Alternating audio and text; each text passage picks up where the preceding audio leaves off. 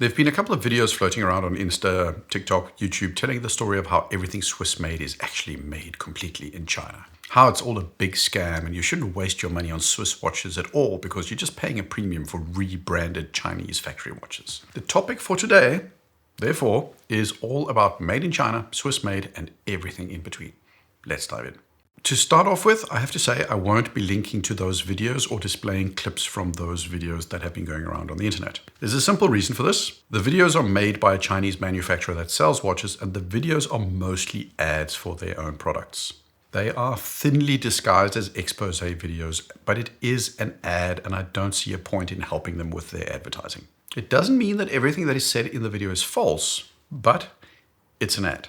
That's the purpose, and it's important that you know that context. There are also some comments in my video feeds and on other channels that refer to the video where it's pretty clear that they're made by bots trying to push people to those videos. But there are also people with legitimate questions that would like to understand more. So that's why I still pick up the topic. These videos meander a bit, but there are 4 key statements being made that they are driving home. It's that all Swiss watches are made in China.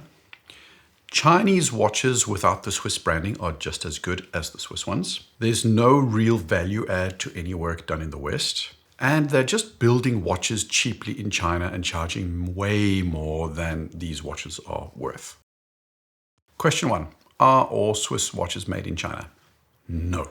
Teddy Baldessar did a video a while ago talking about the different tiers of watch manufacturing. As an explainer, it's a pretty good video. If I have one criticism of it, and it's not of Teddy, it's the sort of pretentious nature of the different tiers. There's in-house and there's manufacture and all other fancy words. And I just prefer the more practical concept of varying degrees of vertical integration. That's business jargon, but what does it mean?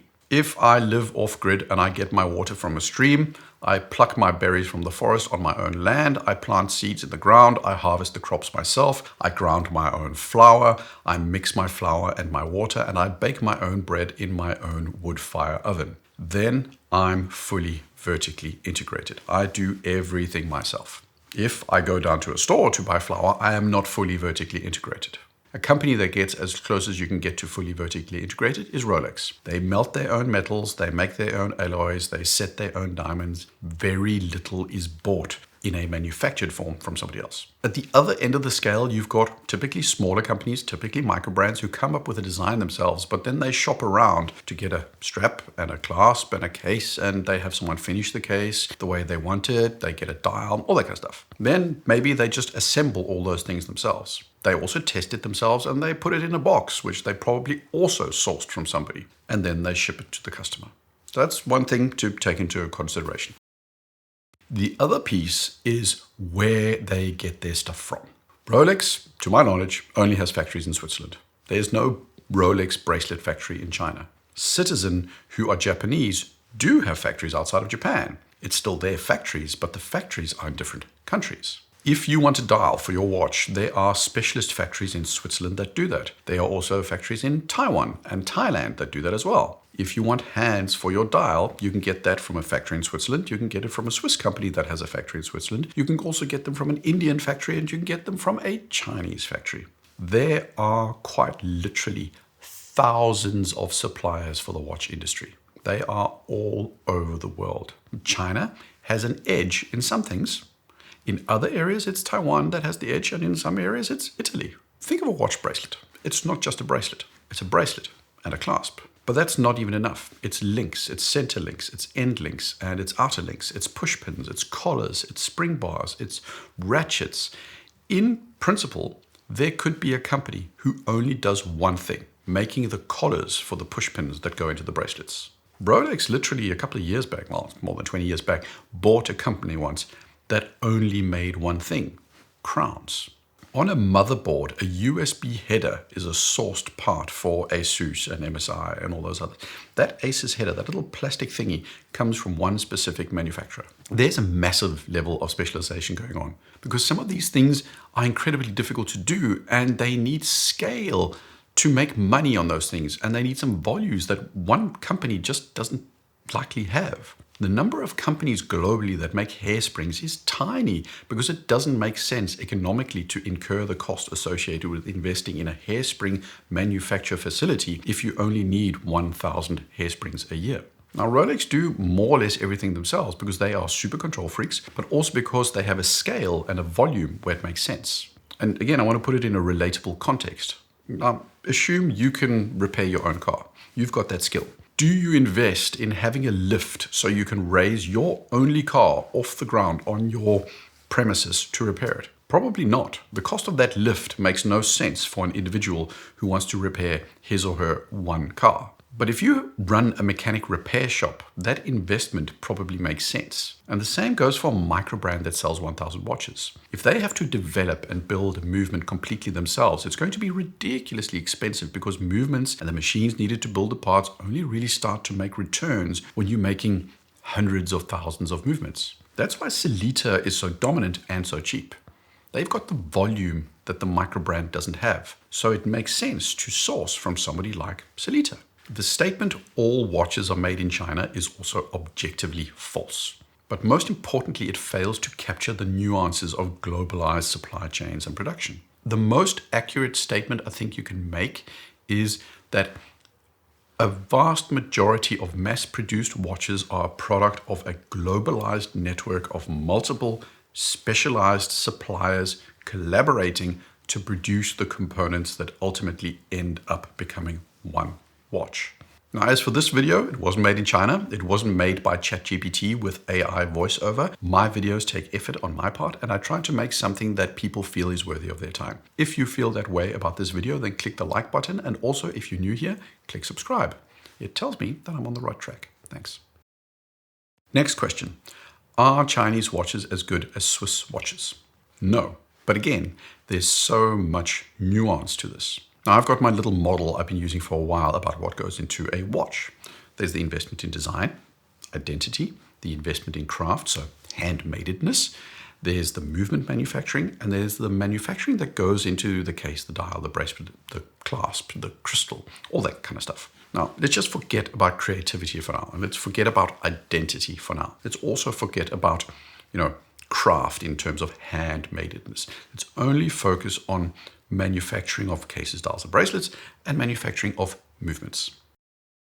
Is it possible to get a mass-produced Chinese label movement with the same power reserve, accuracy, and durability of a superlative chronometer Rolex Dynapulse movement? Objectively, no. Can you get a Metas level Chinese label movement with the same specs as a Tudor Kinesi movement? Objectively, no.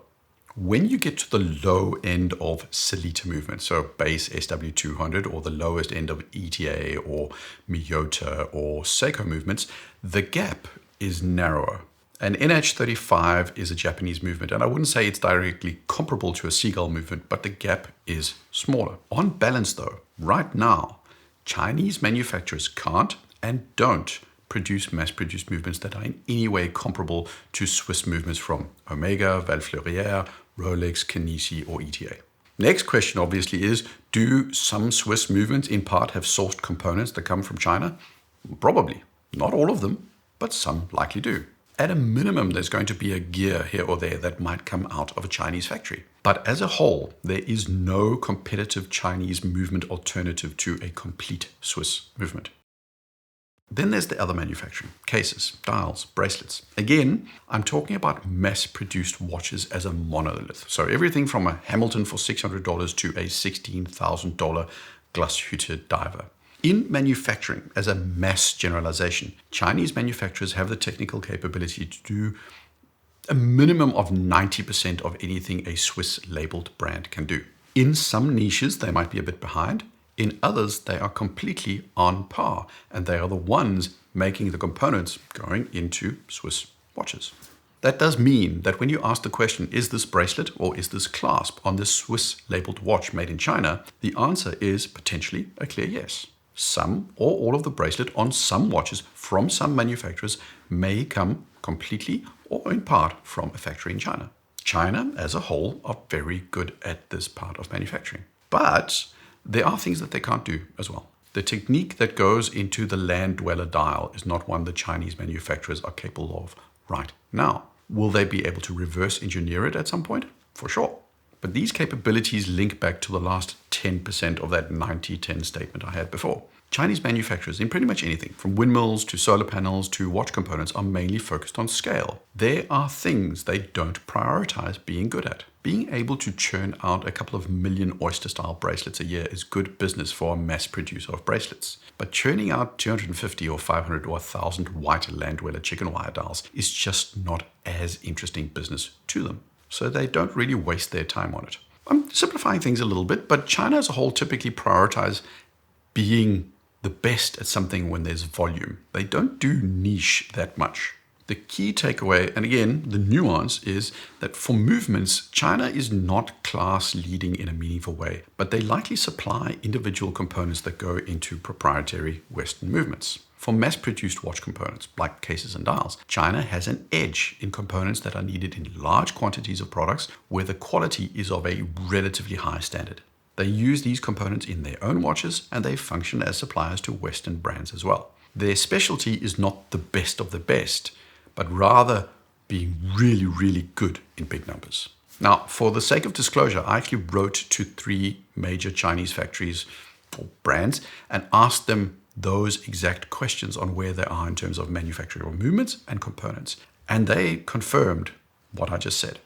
We completely aligned on where they see themselves. Third question, there's no real value add to any work done in the West. That's just nonsense. Assembly almost gets seen as a derogatory term for some people. But I've assembled a PC. It's not hard when you know how, but it takes time. And I'm not a superstar at cable management. And also, I don't put my PC through rigorous testing once assembled. I start it up, I hope it works, and there might be settings in the BIOS I should turn on or off for better performance that I'm not aware of. Buying from a custom PC builder gets me some of those things. Now, personally, I don't think it's worth the premium, but they do something that some people find valuable. Checking that the components live up to the quality of standard set is something that adds value. Assembling a watch is a skill. Fine-tuning a movement is a skill. Testing the complete package in terms of water resistance, durability, and accuracy, all of that has value.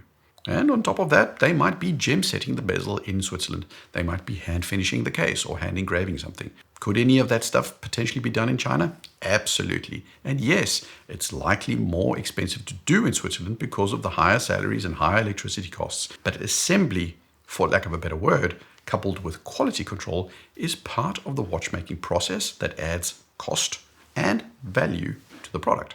The fourth claim in the videos. They're just building watches cheaply in China and charging way more than they're worth. All I can say is, duh, this is a luxury good. It is priced not based on what it costs to make, but based on what people can be convinced it's fair to pay. That's all there is to it. I'm honestly still consistently surprised today when someone says they didn't know how cheap it was to produce a Louis Vuitton bag, which is way higher markups than you see in watches, by the way. I kind of assume that it's common knowledge. Price for a Louis Vuitton bag was never reasonable relative to the components that go into it. I mean, you can also have a fully American-made car if you want. Ford isn't going to accept lower margins. They're just going to raise the price. And for these luxury goods, this is definitely also the case. Those were the 4 questions. Not all Swiss-made watches are made in China. Chinese labeled watches are not as good in every single way as their Western labeled counterparts, but the parts that they do supply are entirely up to the standards of their Western counterparts. There is value creation in the West. And no, luxury goods are not priced based on the cost to build. They are priced on what people are willing to pay. Always was, always will be. But the video doesn't stop here, because this conversation is a problem that the Swiss have created for themselves. And it comes down to 2 statements for me. The first statement is, I don't care where it's made as long as it's good. The problem with Swiss-made watches is that it's become a marketing term that the Swiss have leveraged so heavily that it has become a little bit of a liability in some circles. The industry as a whole has created this image of young women in lederhosen polishing cases on the hides of a Swiss Toblerone milk-making cow. They've created this picture of artisans in old houses and old men with white coats and loops and calipers and I don't know what. Swiss-made is so powerful a brand that it just feels like a lie to people these days. It feels like the Swiss want to keep it a secret that they get stuff from somewhere else. And they created that problem entirely themselves. It was good storytelling, but to some extent, they've painted themselves into a corner. Apple is considered an American product, but no one really complains that it's made of multiple parts or produced in Asia and assembled in India or China. Doesn't make it a worse product. I know there's a growing nationalism in different countries, and for example, in the US, there's a push for more American made. But the reality is, for most products, people do not care where the thing was made. But for Swiss watches, the industry has trained us to care, and that's their problem to solve. But me, I don't care. From a pure, let's call it, quality of product or build perspective, I don't care if the dial on an AP Royal Oak comes from Switzerland, Bangladesh, or Detroit. If it's a good dial, it's a good dial.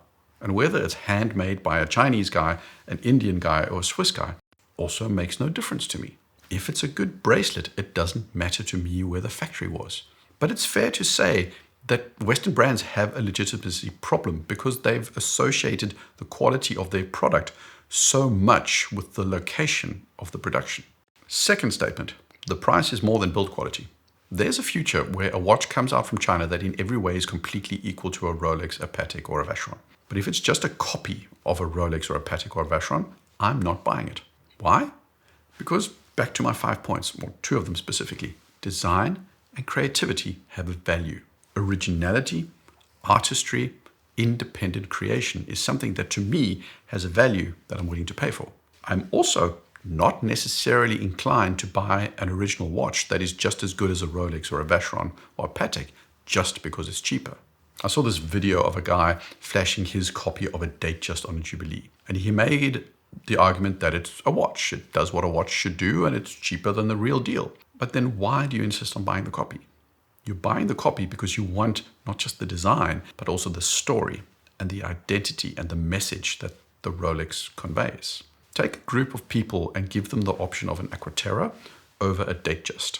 The Aquaterra is significantly cheaper. Quality-wise, I'd argue that to most people it's the same as a Rolex. It's got high accuracy, it's got high durability, it's got great specs, it's got great finishing. If it were purely about the price, the Aquaterra would win 100% of the time. But it doesn't. Why? Because of its identity. If you put a $30,000 complicated flying tourbillon Chinese watch alongside a comparable MB&F or Moser or whatever that costs $90,000, the Moser or the MB&F is getting picked more often. Why? Identity, trust, branding. Those things have a value to a lot of people. You personally can feel that identity conveys too much of a premium, but the reality is most people feel otherwise. Patek charge Patek prices first and foremost because people are willing to pay Patek prices for Patek.